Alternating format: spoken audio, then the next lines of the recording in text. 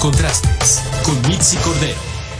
Y para platicar de este tema, vamos a enlazarnos en este momento con el invitado de esta tarde, Nicolás Rosales. Él es presidente de la Asociación Mexicana de Transporte y Movilidad. Gracias, Nicolás, por estar con nosotros, por estos minutos con el auditorio de Mega Noticias, sobre todo hablando de este tema tan relevante que es el transporte público. Ya veíamos, digamos, un panorama general de lo que está ocurriendo y que va a ocurrir en los próximos días con respecto al metro. Un transporte que es sumamente útil, que requiere mantenimiento y que pondrá sin duda también un reto para el resto del transporte que se encuentra en la Ciudad de México. Esta interconexión que se tiene con ciudades, con estados cercanos, bueno, pues que transportan todos los días a millones de personas que lo requieren, que lo necesitan y que no tienen tampoco otra opción. ¿Cómo te va? Buenas tardes. Hola Michi, muy buenas tardes, gracias por esos minutos, a ti y a tu auditorio, a tus órdenes. Bien, pues justamente hablando de esto, a ver qué complicaciones nos estamos enfrentando como ciudadanas, como ciudadanos en el momento de utilizar un transporte público en las condiciones en las que se encuentra actualmente, sobre todo en un sitio como la megalópolis. Mira, el tema de transporte público y de movilidad en general, veníamos en un rezago importante anteriormente y lo estamos viendo en las calles. Tenemos microbuses todavía de más de 25 años donde el proceso de modernización no se ha podido concretar por falta de una política pública o una continuidad de una política pública a corto, mediano y largo plazo. Realmente el ejercicio de la modernización en transporte será un reto importante tanto para las autoridades como para los operadores de transporte en las condiciones actuales. ¿Por qué? Porque ante una caída derivada por la pandemia, más aparte el rezago económico que tenía ya anteriormente, deja en muestra tres factores importantes. Uno, hay que cambiar de modelo de negocio, modelo de operación y el uso de tecnologías para la prestación de un servicio de calidad para los usuarios.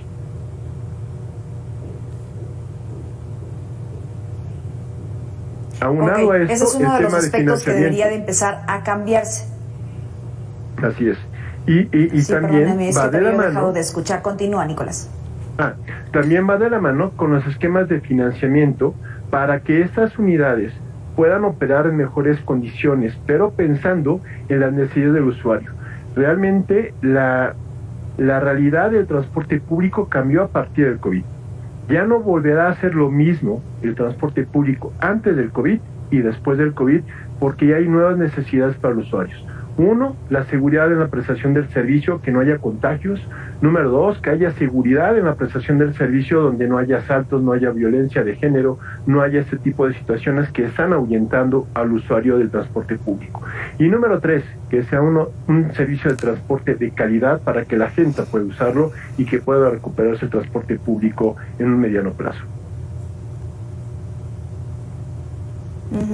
Te ponía yo el ejemplo del metro, que bueno, la línea 1 va a ser rehabilitada, va a estar suspendida durante ciertos meses, una primera etapa, luego viene una segunda, es un cambio necesario. Las autoridades de la Ciudad de México, bueno, pues han señalado que van a disponer de transporte alterno para que la ciudadanía no se vea afectada, pero también vemos este transporte alterno, no necesariamente el que señaló la Ciudad de México, pero el resto que queda de la Ciudad de México, del Estado de México, que muchas veces hay quejas de los usuarios en cómo se mantienen esas condiciones. ¿Qué tanta responsabilidad también hay por parte de los propios concesionarios, de los propios transportistas, pues para tenerlo en buenas condiciones? ¿Se puede dar un servicio eficiente pese a que no han incrementado tarifas? Y solamente hablo de la Ciudad de México porque en el Estado de México tiene otro costo, ¿no? Poder utilizarlo, pero ¿es viable con el incremento de apenas un peso que aceptaron hace unas semanas?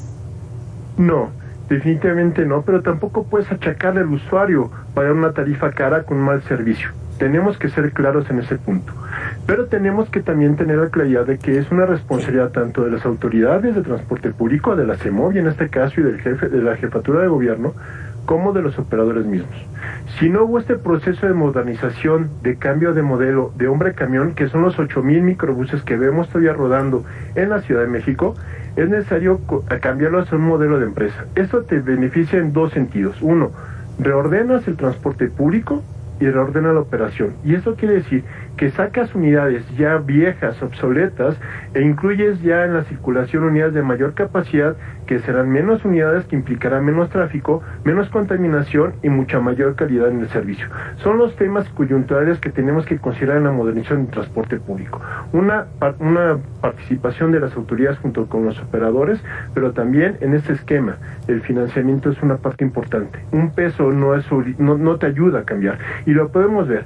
Hace 5 años se incrementó un peso, en abril 2017 volvimos a tener un incremento de un peso, que sí es una voluntad del gobierno para poder apoyar el sector, pero no te ayudará a la modernización. Lo estamos viendo cada 5 años, que es un tema que es una política pública, política social, y no una tarifa técnica que te permita recuperar el transporte público, pero con condiciones que vayan encaminadas a la calidad del servicio y a la modernización de la flota. Esto de la modernización me parece indudable, es decir, necesita, y no solamente hablando de Ciudad de México, hablando de muchas partes de las entidades, en donde esa es una de las principales quejas, ¿no? Las condiciones en cómo se encuentra el transporte público. Pero hace rato escuchábamos uno de los transportistas que decían, bueno, las unidades también se incrementaron muchísimo porque el tema de la pandemia, el tema de la inflación, el tema de la guerra entre Ucrania y Rusia, y entonces cuestan cerca de 2 millones de pesos cada una de las unidades, que no les alcanza para poder modernizarlas. Ahí es lo que tú hablas de poder trabajar en conjunto con el gobierno. Así es. Mira, el hombre camión no puede solo, es una realidad.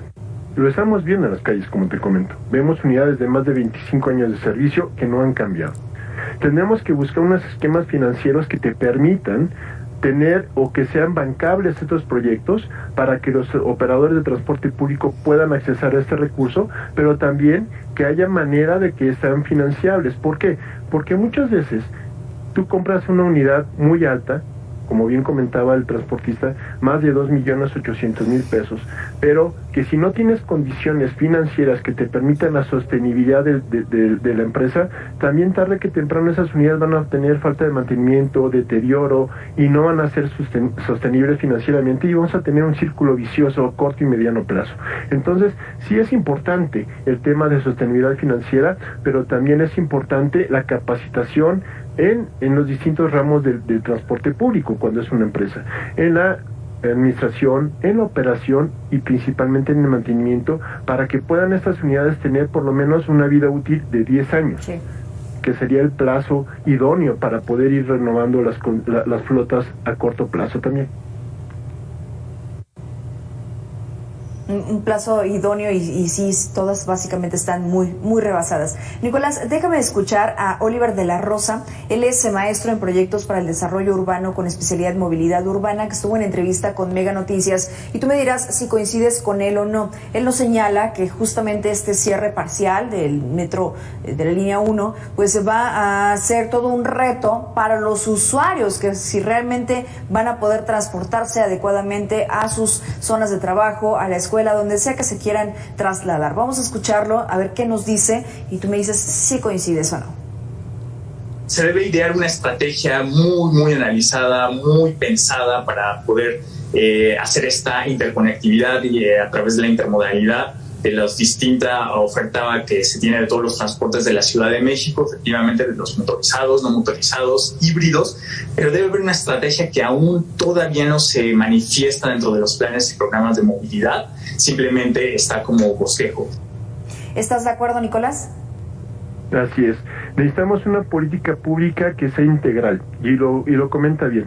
El reto para el transporte público ahorita en el tema de la línea 1 es cómo mover a todas esas personas que utilizan el sistema de transporte colectivo, que es la parte orgánica de la ciudad y el transporte público en la ciudad y en la zona metropolitana, cómo poder mover a todas esas personas con la rapidez necesaria. Y me explico.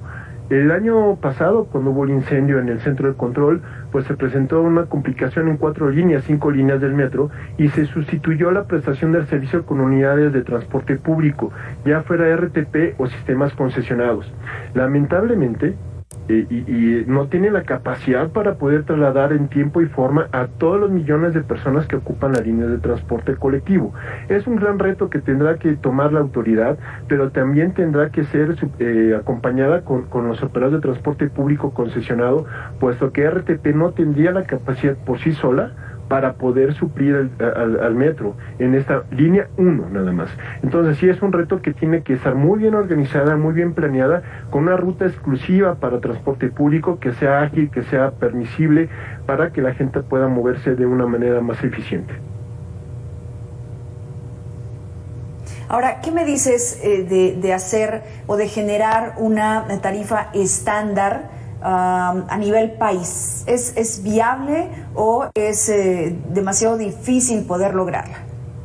Mira, las condiciones que presentan la zona norte del país con la centro y el sureste es un tema muy complicado para poder tener una tarifa única, puesto que la tarifa depende de 3 factores. 1, la densificación en las ciudades, si hay mayor o menor población, y es por eso que en algunas entidades del país, como puede ser en Baja California, tiene la tarifa más alta, puesto que hay poca gente y era que paga el transporte público directamente, sí, y tiene una tarifa aproximadamente de 14 pesos. En la zona centro del país hay una mayor densificación que te permite que la tarifa sea relativamente más baja, pero esto va de la mano con qué compromisos tienes tú con el operador para la modernización y la profesionalización del servicio, que tienen que ir de la mano. Y número 3, hay condiciones climáticas, por decirlo de algún modo, donde en algunos estados necesitan el aire acondicionado, como es el norte y el sureste, y eso implica mayor consumo de insumo, como es el combustible. Entonces son condiciones específicas que imposibilitan a un tema de política tarifaria general en todo el país. Tiene que ser una tarifa idónea para cada entidad, pero que sea contra una prestación de un servicio de buena calidad para el usuario. Sin duda, así es. Y fíjate que sí, he tenido oportunidad de poder estar en este transporte público que lleva aire acondicionado, que lleva una pantalla, que lleva quizá también el pago electrónico, como lo es el caso de Guadalajara, en Jalisco. Y la verdad es que la experiencia es mucho mejor. Tú tomas con gusto el transporte público, evitas utilizar un automóvil o evitas utilizar algún otro tipo de transporte, y que bueno, es barato, es accesible, siempre y cuando tengas esas condiciones, y que no te tengas que enfrentar tampoco al tema de la inseguridad, que ese es otro asunto, Nicolás. Así es. Lamentablemente en transporte público se presentan 2 tipos de fenómeno. 1, violencia de género contra las mujeres, abuso, acoso y en algunos lamentablemente violaciones, y el otro tema es asaltos directamente a las personas. Entonces son 2 temas que hieren directamente al usuario y que las autoridades deben tomar en cuenta para poder prestar un servicio. En las unidades de mayor capacidad se pueden reducir ese número de siniestros o de actos delincuenciales por la magnitud de las personas que van. Pero tú bien lo acabas de comentar, la ciudad de Guadalajara es un referente en tema de transporte público actualmente, porque en tiempo de pandemia organizaron todo este sistema de transporte donde cambiaron el hombre camión a rutas de empresa, que permitió, como te comentaba, reordenar la flota y reordenar las rutas de operación del transporte público, permitiendo una mayor intermodalidad. Invirtieron en tecnología, como es el sistema de prepago, que eso te facilita la operación y tienes un control financiero para la operación económica de las empresas. Número 3, hicieron el ejercicio importante de tener una flota de buses eléctricos que va a operar directamente CITEUR en la ciudad de Guadalajara, y que es un tema que debemos de seguir como ciudades hacia ese camino. Y obviamente tienen un sistema de transporte eléctrico con la línea 3, y ahora ya anunció el gobernador que él quiere ir por la línea 4. Entonces vemos que es posible cuando hay voluntad política, cuando hay inversión y cuando hay colaboración con el sector de transporte público. ¿Es viable? Sí es viable, pero tiene sus complicaciones como todo. Eso te iba yo a preguntar, a ver, ¿qué es lo que se requiere? Tú hablas de voluntad, de inversión. Y también del operador. No puedes tú dejar al operador de transporte público fuera de la fórmula, porque es quien ha operado durante 40, 50 años en las ciudades. Entonces ellos conocen perfectamente cómo se mueve la ciudad, cómo se mueven los usuarios, pero ahora tendría que ser de una manera más ordenada y con un seguimiento de parte de la autoridad, que es lo que te garantiza una prestación de servicio. Te he de comentar que hace poco regresé de Sao Paulo, fui a un evento y me quedé impresionado porque en la ciudad de Sao Paulo hay 16,000 buses. 16,000 buses que son totalmente ordenados, donde circulan, donde las personas ocupan el transporte público con una tarifa que es realmente cara para nosotros, estamos hablando de más de $1.20, pero que la gente toma con gusto porque es un transporte seguro dentro de la ciudad junto con los otros sistemas de transporte como puede ser el metro o trenes de cercanía.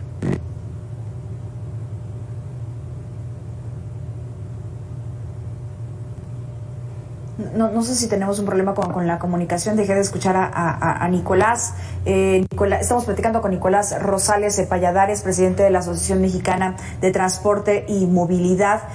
Además, por ejemplo, de esta ciudad que nos decías, Nicolás, en Sao Paulo, ¿cuál otro ejemplo también en el mundo pudiéramos retomar que sea viable para aplicarlo en nuestro país? Porque si bien es cierto, sí tenemos un país, tenemos a México, pero pareciera que hay pequeños países dentro de este mismo y que hay un alejamiento en cada una de las zonas, hay situaciones muy diversas en cada una de las zonas, y a esto le sumas también las condiciones de las calles, esto le sumas incluso actos de corrupción por parte de elementos de tránsito, en fin, una serie de situaciones adversas para que podamos aspirar a un transporte público de calidad.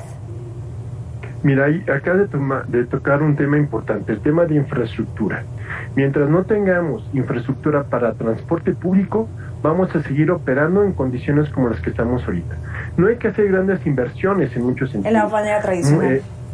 Exactamente. Tienes tú, por ejemplo, con inversiones sencillas, donde tú puedas poner un carril exclusivo para transporte público sin que sea un BRT o un Metrobús como se conocen en México, pero que sea un carril exclusivo para que el transporte público se pueda mover de una manera más eficiente, más rápida, y que las personas que usen transporte público se vean beneficiadas con esa movilidad más ágil.